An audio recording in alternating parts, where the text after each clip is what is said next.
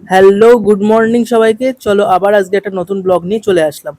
এই দেখো, এইটা হচ্ছে আমাদের এখানকার জামদানি একটা জায়গা। এই জায়গাটায় দুই সাইডে ধান ক্ষেত, মিডিল দিয়ে একটা রেল লাইন গেছে।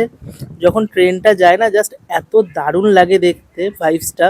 তো তোমরা যদি কেউ কখনো পারো ঠাকুরনগর জামদানি এই জায়গাটা অবশ্যই এসো। দেখো এই জাস্ট পেছনের ভিউটা দেখো কি দারুণ। আর এই যে ক্যাফেটা এই যে দেখছো, এই দোকানটা থেকে না আসলে অবশ্যই ঘুগনিটা ট্রাই করো। দারুণ বানায় ঘুগনিটা এই দিদিটা। আর এই হলো আমার ওয়াইফ। আর ওই দেখা যাচ্ছে আমার পক্ষীরাজ, এই দেখো কি দারুণ লাগছে। আর এটা হচ্ছে আমার সেকেন্ড ভালোবাসা। আর ফার্স্ট ভালোবাসা তো অবভিয়াসলি ওয়াইফই। ফাঁকা টাইমে এত দারুণ লাগে। আর মানে আমি তো দোকান, আমার শপ আছে, দোকান আছে, আমরা গার্মেন্টস বিজনেস করি।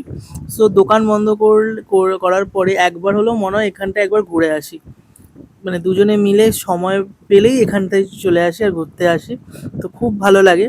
আহ, এই এখন বাড়ি চলে যাচ্ছি, বাড়ি যাওয়ার পথে দেখো যাচ্ছি। আর এইখানেই যখন বাড়ির দিকে যাবে না, তখন এই ভিউটা এত দারুণ। আর এখানেও কিন্তু এই দুই সাইডে ক্যাফে থাকে। বিকালের দিকে এই জায়গাটা খুব মানে জমজমাট থাকে।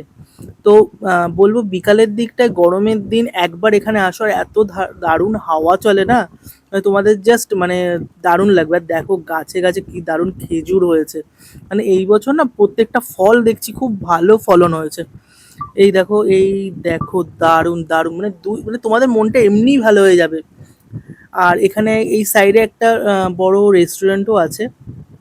তো এই জায়গাটা, এইসব জায়গায় এসে যখন বিকালবেলা বসবে না, কি মানে দারুণ হাওয়া দেয়, জাস্ট ভাবতে পারবে না। ওই দেখো আরো একটা গাছে দেখা যাচ্ছে খেজুর। মানে এই বছর সত্যি কথা আম, লিচু, খেজুর, তাল খুব ভালো ফলন হয়েছে।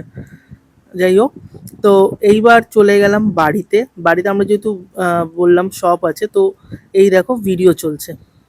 আর যেহেতু আমাদের ফেসবুকে পেজ আছে, আমি পেজের লিঙ্ক দিয়ে দেবো, সেই পেজের জন্য ভিডিও চলছে। তো দেখো এরপরে আবার ওই জামদানিতেই চলে গেছিলাম, যে ঘুগনিটার কথা বলছিলাম, এই ঘুগনিটা জাস্ট ট্রাই করো সবাই এসে প্লিজ। দারুণ দারুণ এই ঘুগনিটা খেতে। তো আমরা এনজয় করতে থাকি ঘুগনি। আর তোমরা একটা লাইক, কমেন্ট, শেয়ার অবশ্যই অবশ্যই করো। টাটা, বাই বাই আজকের মতন।